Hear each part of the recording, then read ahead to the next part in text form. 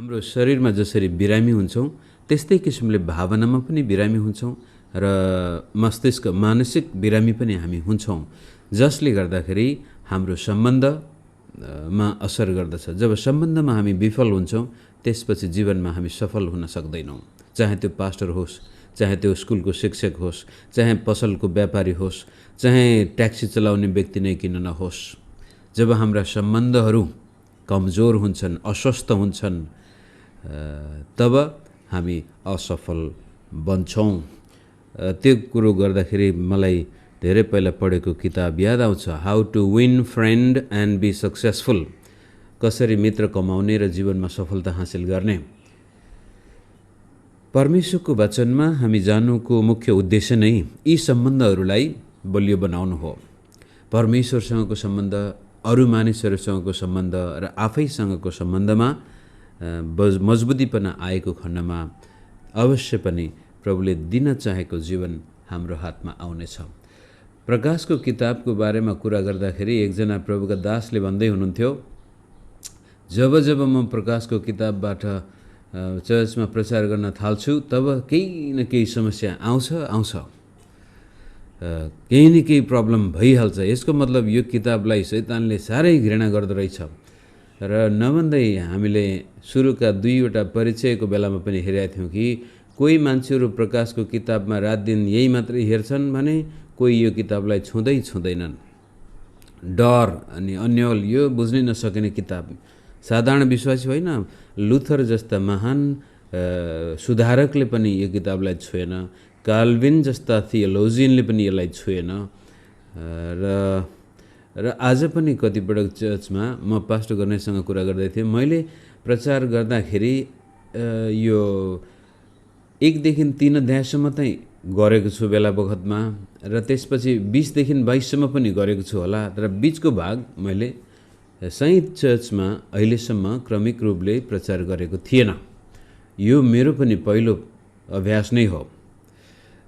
कारण कुनै कुरो जब स्पष्ट हुँदैन त्यहाँ हात हाल्न डर लाग्छ।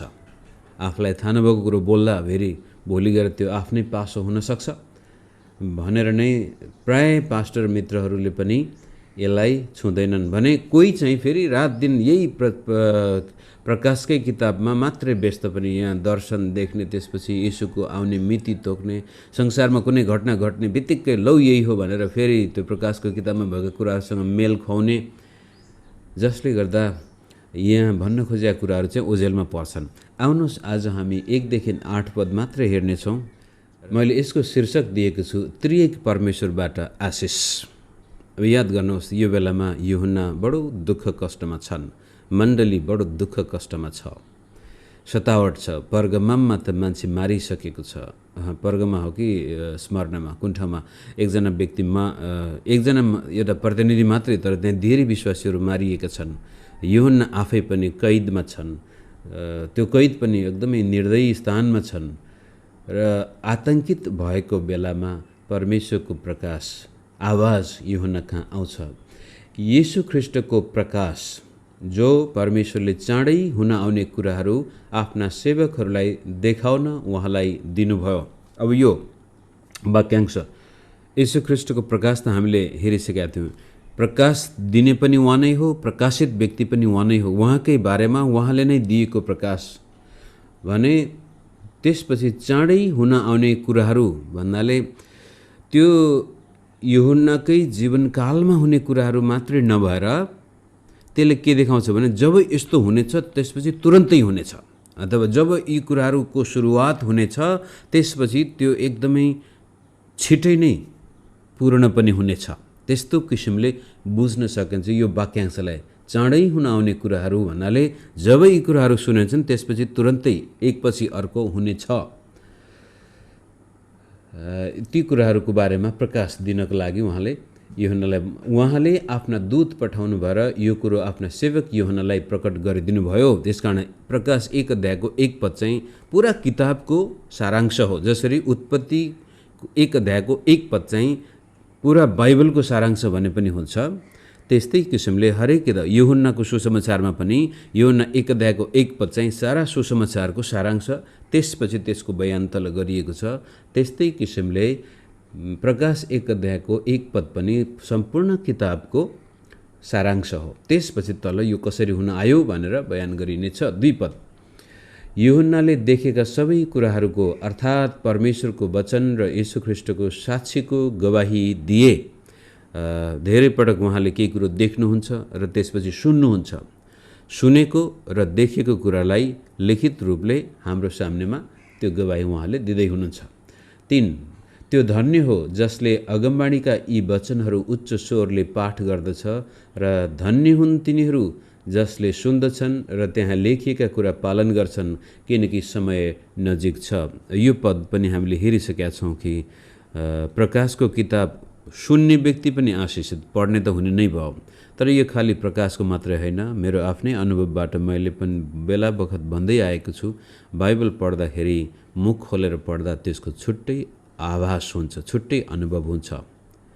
एकान्त कोठामा तपाईँ आफ्नो बिहानको अथवा साँझको डिभोसनमा बस्दाखेरि जब तपाईँ बाइबल अध्ययन गर्नुहुन्छ, मुख खोलेरै पढ्नुहोस्। प्रार्थना गर्नुहुन्छ, मुख खोलेरै प्रार्थना गर्नुहोस्। परमेश्वरलाई केही कुरा भन्न चाहनुहुन्छ, मुख खोलेरै भन्नुहोस्। किनभनेदेखि हाम्रो मुखमा परमेश्वरको यो अजम्मको वचन जब हामी उच्चारण गर्दछौँ, यसले हाम्रो कानभित्र गएर हाम्रै हृदयमा फेरि काम गर्न सक्छ। सुनाइबाट विश्वास आउँछ। आफैले बोलेका वचन सुन्दा पनि हामी अझै विश्वासमा बलियो हुन सक्छौँ। त्यो तपाईँले प्रकाशको किताबलाई मात्र नभएर सम्पूर्ण बाइबल अध्ययन गर्दाखेरि, पाठ गर्दाखेरि मुख खोलेर गर्नुहोस्। यो कुरो गर्दै गर्दाखेरि म एउटा कुरा भन्छु, कतिपय चर्चहरूमा हाम्रो आराधना स्तुति प्रशंसा गर्दाखेरि मुख खोल्दैनन्, हामी शान्त भएर गर्छौँ। त्यो पनि ठिकै हो। तर तपाईँ र मैले आराधना गर्दाखेरि जब मुख खोलेर आराधना गर्दछौँ, त्यसको प्रभाव हाम्रो जीवनमा अझ बेग्लै हुन्छ, अझ गहिरो हुन्छ।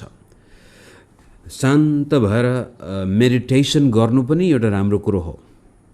तर परमेश्वरलाई आराधना बाइबलमा मुख खोलेरै गर भनिएको छ। सास सुन्ने जति सबैले भनुन्, परमेश्वरलाई महिमा गरून् र बाइबल अध्ययनमा पढ्नु मात्र नभएर परमेश्वरसँगको सङ्गत गर्दाखेरि, आराधना स्तुति गर्दाखेरि त्यो त परमेश्वरसँग भयो, मानिससँग पनि। मानिलिउँ म र मेरो श्रीमती एकदमै माया गर्छौँ, एकदमै प्रेम गर्छौँ, तर कहिल्यै मैले मुखबाट राम्रो वाक्य बोल्दैन, म तिमीलाई माया गर्छु भन्ने भनेकै छैन भने कसरी थाहा पाउँछ होला? व्यवहारबाट देखाएर त हो, त्यो त ठिकै हो, व्यवहारले पनि देखाउँछ। तर हामी यस्तो प्राणी हौँ जो कसैले हामीसँग बोलेको सुन्न चाहन्छौँ, त्यो पनि राम्रो बोलेको। गाली गर्दाखेरि कस्तो लाग्छ हामीलाई? कहाँ दुख्छ थाहा हुँदैन। कसैले तपाईँलाई आएर अपशब्द बोलिदिएको खण्डमा सारा जिउ दुख्छ, थाहा हुँदैन कहाँ दुखिया छ। त्यस्तै किसिमले राम्रो शब्द बोल्नुभयो भने सारा शरीरमा हल्कापन हुन्छ। त्यो मानिसलाई हामीले प्रशंसा पनि गर्नुपर्छ। परमेश्वरलाई हामी प्रशंसा गर्छौँ, त्यस्तै किसिमले मानिसको पनि हामीले राम्रो कुरो गरिदिएको खण्डमा यो मुखको बोलीमा त्यस्तो शक्ति छ भन्नु खोज्या हो। त यहाँनिर यो आशिष हामीले हेरिसकेका छौँ। अब 4 पददेखि आज विशेष हामी हेरौँ। यूहन्नाबाट एसियामा भएका 7वटा मण्डलीहरूलाई यो पनि अस्ति प्रश्न गरिएको थियो हाम्रो छलफलको बेलामा। किन 7वटा चर्चहरूलाई मात्रै भन्दाखेरि पहिलो कुरो सायद यूहन्ना निकै घनिष्ठ प्रचारक अथवा सेवक थिए यी 7वटा मण्डली। यूहन्नाले यो यात्रा गर्दा गर्दै एउटा सर्कल छ, भूभाग अत्यन्त धेरै ठुलो त होइन, जे होस् महत्त्वपूर्ण भूभाग। दोस्रो कुरो त्यो भूभाग चाहिँ वास्तवमा त्यति बेलामा संसारको केन्द्र नै भने पनि हुन्छ। युरोपियन सभ्यता, यता मिश्री सभ्यता र यता यो फारसी सभ्यताको त्रिकोणमा त्यो पर्दथ्यो। एसिया माइनर त्यति बेलाको निकै महत्त्वपूर्ण ठाउँ थियो। त्यसै कारण एसिया माइनरकै महत्त्व को कारण नै इजरायलको महत्त्व पनि त्यहाँ धेरै छ। किनभनेदेखि मिश्रबाट आउने र यता फारसबाट जानेहरू इजरायलबाटै भएर जानुपर्ने भएको कारण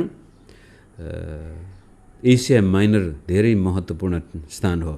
र पछि हामी यो अर्को खण्डमा हेर्नेछौँ एउटा स्थानमा त शैतानको सिंहासन नै छ त्यहाँ, पर्गमममा हो मेरो विचारमा। त्यो सहरमा शैतानको सिंहासन छ, म जान्दछु भनेर प्रभु येशूले उल्लेख गर्नुभएको छ पत्रमा। त्यहाँ आत्मिक हिसाबले निकै महत्त्वपूर्ण गतिविधिहरू घटिरहेको हामी देख्दछौँ र एफिसी सहर पनि निकै नै महत्त्वपूर्ण सहर हो त्यहाँको, त्यो संसारको। अलेक्जेन्ड्रिया, रोम, एफिसी र पछि गएर एन्टियोक पनि महत्त्वपूर्ण हुन जान्छ। यरुसलेमको महत्त्व घट्दै थियो त्यति बेलासम्म, कारण यहुदीहरू त्यहाँ थिएनन्। यस किसिमले एसिया माइनरका 7वटा मण्डली एउटा प्रतिनिधिको रूपमा पनि लिन सकिन्छ। यी 7वटा मण्डलीलाई सम्पूर्ण विश्वव्यापी मण्डलीलाई प्रस्तुत गरिएको हो, तर सम्बोधन गर्दाखेरि यी 7वटा मण्डलीहरूलाई पत्र लेख्दाखेरि। अनि येशूका पत्र पनि धेरै महत्त्वपूर्ण छन्। पावलका पत्र, यूहन्नाका पत्र, पत्रुसका पत्र त हामी भन्छौँ, तर प्रकाशको किताब चाहिँ येशूको पत्र भनेर पनि उल्लेख गर्न सकिन्छ। अब यहाँ उहाँबाट तिमीहरूलाई अनुग्रह र शान्ति, जो हुनुहुन्छ, जो हुनुहुन्थ्यो, जो आउनुहुनेछ। अब यो वाक्यांश पुरानो नियममा उल्लेख गर्दाखेरि म हुँ, जो म हुँ भन्ने वाक्यांशसँग याहवेसँग मेल खान्छ। पहिलो कुरो यहाँनिर पिताबाट अनुग्रह र शान्ति, जो हुनुहुन्छ, जो हुनुहुन्थ्यो, जो आउनुहुनेछ र उहाँको सिंहासन अघि रहनुहुने 7 आत्माबाट। यो पनि हामीले अस्ति प्रश्नमा छलफल गरेका थियौँ। 7 आत्मा भनेको के हो? यो चाहिँ पवित्र आत्मा नै हो। र 7 भन्ने बित्तिकै फेरि त्यो सिद्धता, परमेश्वरको आत्माको सिद्धता पनि हुनसक्छ भने अर्कोतिर यशाया 11 अध्यायको रेफरेन्स हामीलाई त्यहाँ दिएछ। यशाया 11 को 2 पदमा परमेश्वरको आत्माको बयान यसरी गरेको छ, हामी एकपटक पढेरै सुनौँ। यो मसियानिक प्रोफेसिसमा यो पनि आउँछ। मसीहको बारेमा कुरा गर्दाखेरि यसरी लेखिएको छ, यशाया 11 को 1 र 2 पद। इसैको ठुटाबाट एउटा टुसा निस्किनेछ, अथवा दाउदको वंशबाट मसीह आउनेछन् भन्ने कुरा। इसै भनेको दाउदको छ बाउ। त्यसका जराहरूबाट निस्केको हाँगाले फल फलाउनेछ। 2 पद महत्त्वपूर्ण छ। परमप्रभुका आत्मा उहाँमा रहनुहुनेछ। यो मसीहलाई भन्दैछ, परमप्रभुका आत्मा एउटा। अनि त्यसपछि ती परमप्रभुका आत्माको बयान गर्दाखेरि बुद्धि र समझका आत्मा, सल्लाह र शक्तिका आत्मा, ज्ञान र परमप्रभुको भयको आत्मा, अनि परमप्रभुको भयमा नै उहाँ प्रसन्न हुनुहुनेछ। उहाँले आँखाले देखेर उहाँले इन्साफ गर्नुहुने छैन र कानले सुनेर मात्र निर्णय गर्नुहुने छैन, तर खाँचोमा परेकाहरूको न्याय उहाँले धार्मिकतासित गर्नुहुनेछ र पृथ्वीका गरिबहरूका लागि उहाँले न्यायसित फैसला गरिदिनुहुनेछ। आफ्नो मुखको ओठले उहाँले पृथ्वीलाई हिर्काउनुहुनेछ र आफ्नो ओठको सासले दुष्टलाई नाश गर्नुहुनेछ। उहाँको पेटी धार्मिकता हुनेछ र उहाँको कम्मरको पटुका यो मसीहको बयान गरिएको छ 11 अध्यायमा।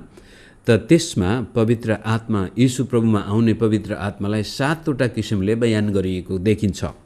र चाहिँ त्यस्तै किसिमले प्रकाशको किताबमा परमेश्वरको सामनेमा भएका 7वटा आत्मा भन्ने बित्तिकै पवित्र आत्माको सिद्धता, पूर्ण आत्मिक सुन्दरतामा त्यो कुरो बयान गरिएको हामी देख्दछौँ। त पहिलो कुरो पिता अनि पवित्र आत्मा र 5 पद।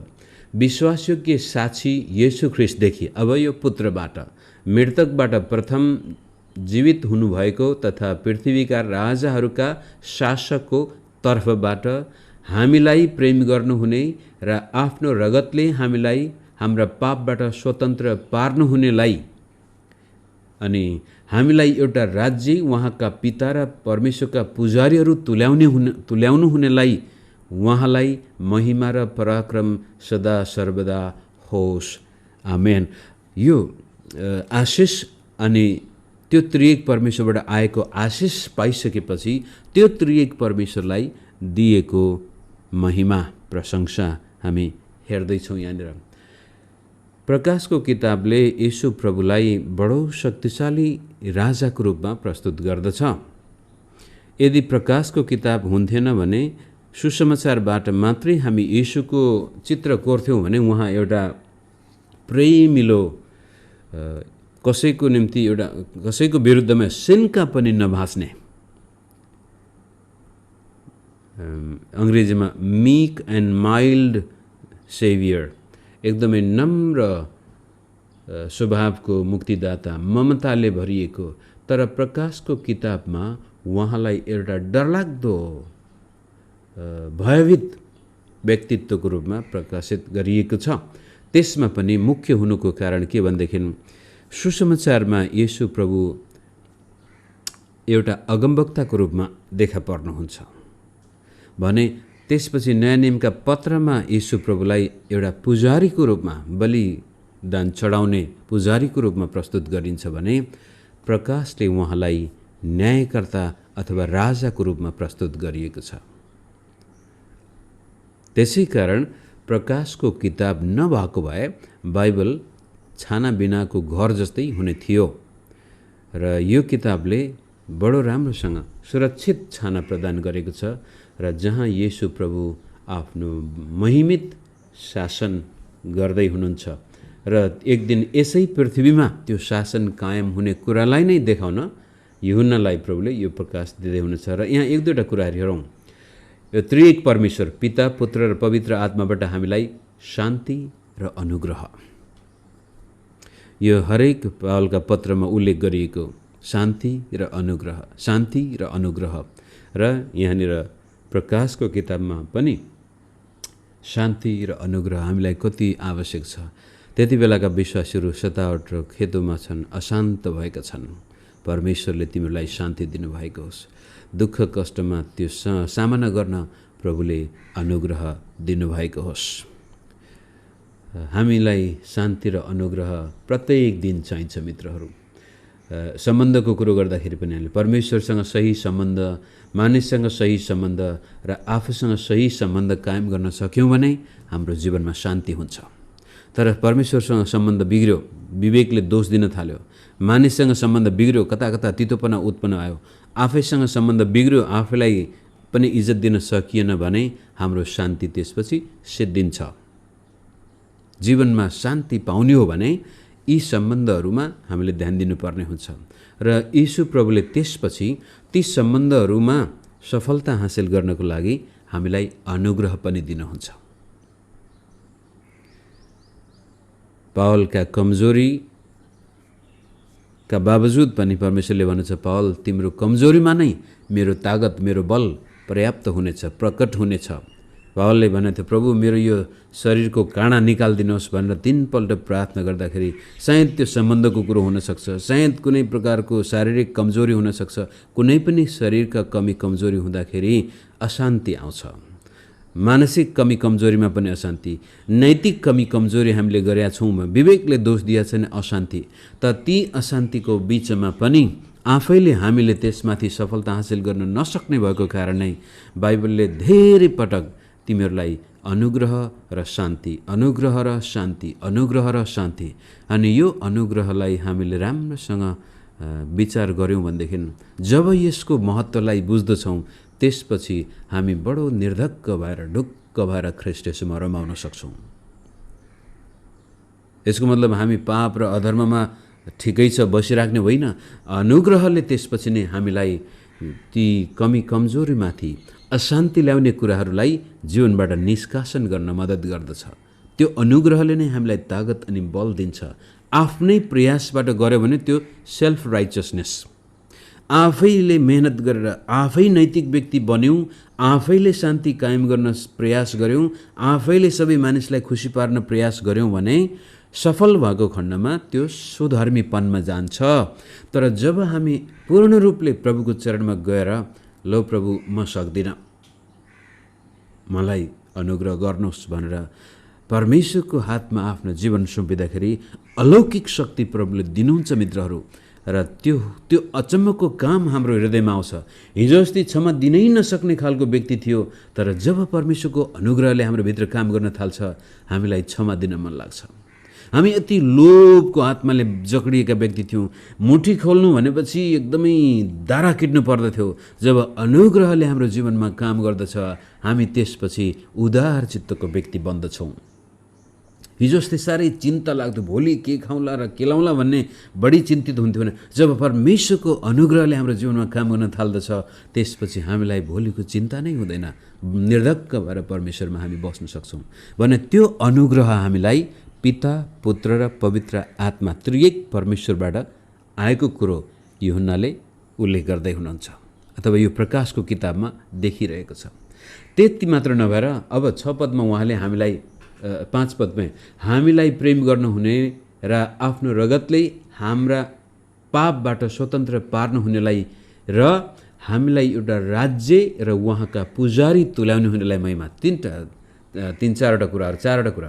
पहिलो कुरो हामीलाई प्रेम गर्नुहुने भएको कारणले हाम्रा पाप पनि उहाँले नै मेटाउनु भयो, हामीले मेटाएका होइनौँ।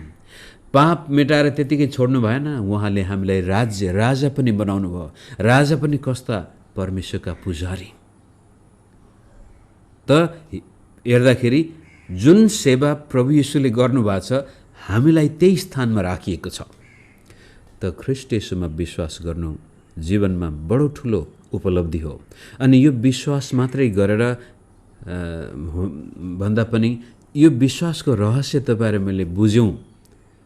ओहो परमेश्वर तपाईले त यस्तो महान काम په मेरो जीवनमा गर्नुभएको रहेछ कि म तपाईबाट प्रेम गरिएको, तपाईले नै मेरा पापहरू शुद्ध पारिएको र त्यति मात्र नभएर तपाईको राजकीय पुजारी र राज्य नै हामीलाई दिनुभएको छ। तपाई सँगसँगै हामी राज्य गर्ने व्यक्ति बनेका छौं। यस किसिमले यो विश्वासको रहस्य जब हाम्रो समशक्तिले समात्दछ त्यसपछि हाम्रो आत्मिक, शारीरिक, भौतिक जीवनमा, सामाजिक जीवनमा हामी ताकत अनि बल पाउँदछौं। संसारको दुःख र कष्टसँग पनि संघर्ष गर्न हामी पछि हट्दैनौं। परीक्षा आउँदाखेरि पनि सजिलै परीक्षामा पर्दैनौं। परीक्षामा ठुलठुलो परीक्षा नआउन सक्छ तपाई मेरो जीवनमा, जस्तै व्यभिचारमै नपर्नु होला, कसैको हत्या नै नगर्नु होला, तर कसैले सानो छेसक्क तपाईको विरुद्धमा कुरा लागेको सुन्ने बित्तिकै भित्रपट्टि रिस उठ्छ, तितोपना आउनु, त्यो परीक्षामा पर्नु भयो। क्षमा दिन नसक्नु, रिस उठ्नु, चित्त दुख्नु अर्को एउटा परीक्षा हो। धेरै सजिलै परीक्षामा पर्ने विश्वासीहरू जो परमेश्वरको अनुग्रहलाई राम्रोसँग बुझेका हुँदैनन्, परमेश्वर पिता, पुत्र, पवित्र आत्माको त्रिएकत्वमा हाम्रो लागि परमेश्वरले गर्नुभएको कामलाई हामीले राम्रोसँग बुझेका हुँदैनौँ, तब तुरन्तै हाम्रो चित्त दुख्छ। जब तपाईको हृदयमा कसैप्रति चित्त दुख्छ त्यसले तपाईको शान्ति चोरेर लैजान्छ। शान्ति चोरिसकेपछि तपाईको सफलता पनि गायब हुन्छ। त्यो नहुनको लागि यो रहस्य हामीले बुझिदिएको खण्डमा ओहो परमेश्वर तपाईले यति ठुलो महान काम गर्नुभएको छ, तपाईलाई महिमा होस् प्रभु, तपाईको प्रशंसा होस्।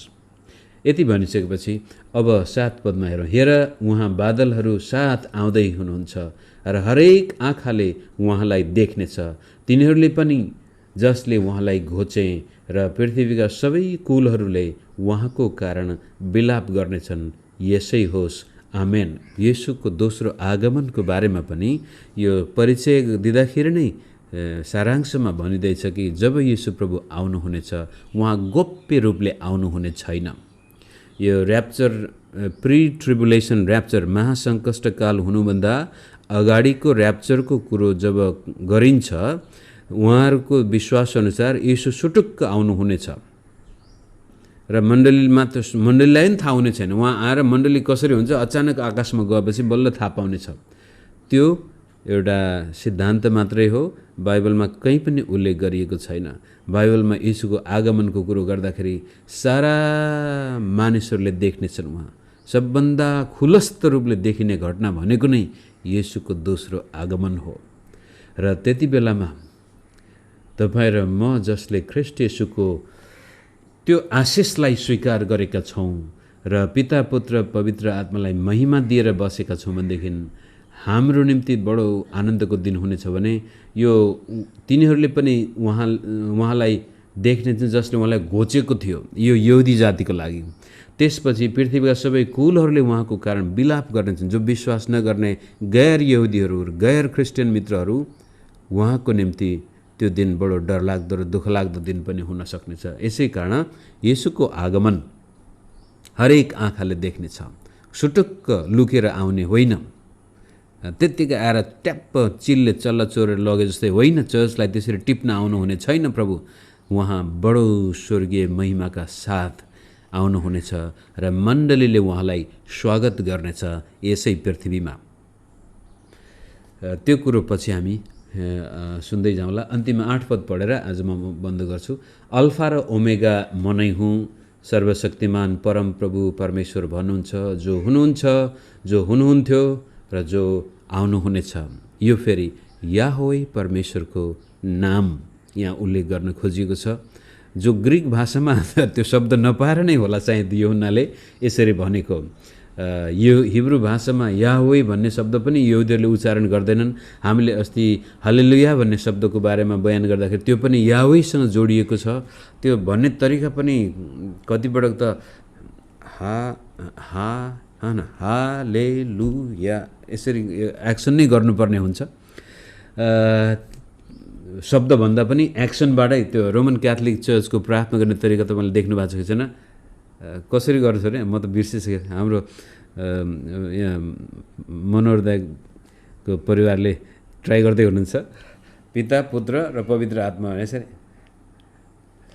ओके, जेसुकै होस्, शब्द उच्चारण गर्नुभन्दा पनि एक्सन, याहवेको नाउँ कसले उच्चारण गर्न सक्छ भन्न खोजेको हो। त्यस किसिमले यो प्रकाशको किताबमा जो हुनुहुन्छ, जो हुनुहुन्थ्यो, जो आउनुहुनेछ भनेर यो एउटा ग्रिक भाषामा याहवेलाई उल्था गर्दाखेरि यस्तो भन्न गएको छ। र आदि र अन्त्य म नै हुँ, र अन्त्य भन्नाले सबै कुरोको अन्त्य नभएर सुरुवात, यो पृथ्वीको सुरुदेखि अन्त्यसम्म सबै कुरा गर्ने म नै हुँ। ममा नै सबै कुरा टिकेका छन्, सबै चिजको स्रोत म नै हुँ भन्न खोजिएको हो। र यस किसिमले आज यो किताबमा हामीले पाइला चालेका छौँ। यो त्रिएक परमेश्वरले दिने आशिष, अनुग्रह, शान्ति, र त्यसपछि उहाँले हाम्रो जीवनमा गर्नुभएको काम, हामीलाई प्रेम गर्नुभयो, पापबाट मुक्ति दिनुभयो र राजकीय पुजारी बनाउनु भएको छ।